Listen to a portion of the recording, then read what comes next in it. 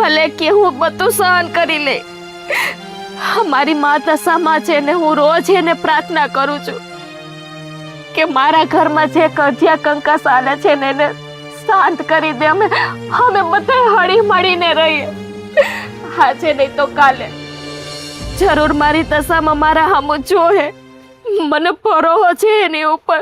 પણ એની માથે તું ભરોસો રાખ અને માતાજી છે ને એનો રસ્તો કાઢશે એવો મને ભરોસો છે. કઈ વાંધો નહીં. હવે હાલ તું મને ખાવાનું તો દે, હું ભૂખ્યો થયો હું. હારું હાલો, હાથ પગ મોઢું ધોવો તમે, હું જમવાનું કાઢું. હાલ હાલ. હે માં, હું કરું કઈ સમજાતું નથી. મારી જેઠાણીનો મારે કેવી રીતે પ્રેમ મેળવવો ને મને નથી ખબર પડતી.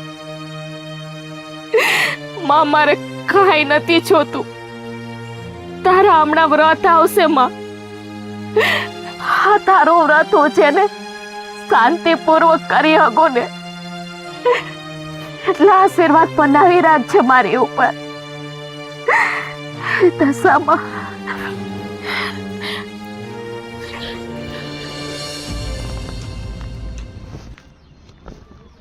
મારે કેદી શું ખાવ છે ને ઈ જ મને નથી ખબર. બોલો, એટલી વાડી, આવા મકાન અને ભાગ્ય આવે છે ને મારું દીકરું છે ને આવા ભેગા ઓલી આવે છે ને માથે કટ કરે ને ટકવા જ નથી દેતી. બોલ, એમ તો હું હે ને કેડે સાંભળતી હતી હો. એ તમને ટકવા દીધા ને તો મારો ઉપકાર માનો. હા, એટલા તારા હારા પ્રતાપ કયો તે મને ટકવા દીધો. નકર તો મારી જ નાખ ને, એ તો તારું પાકું જ છે.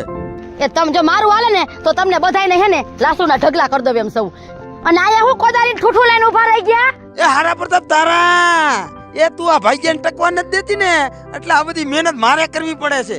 એમ નહીં, હા, ભાગ્યા હોય એટલે તમને બધાને પૈડું જડે. કા તમારે સોરે જઈને બેહું, ઓલો જીણકો છે એને આમ પડારા કરવા અને તમને તો ફાઈવું જડી જાય.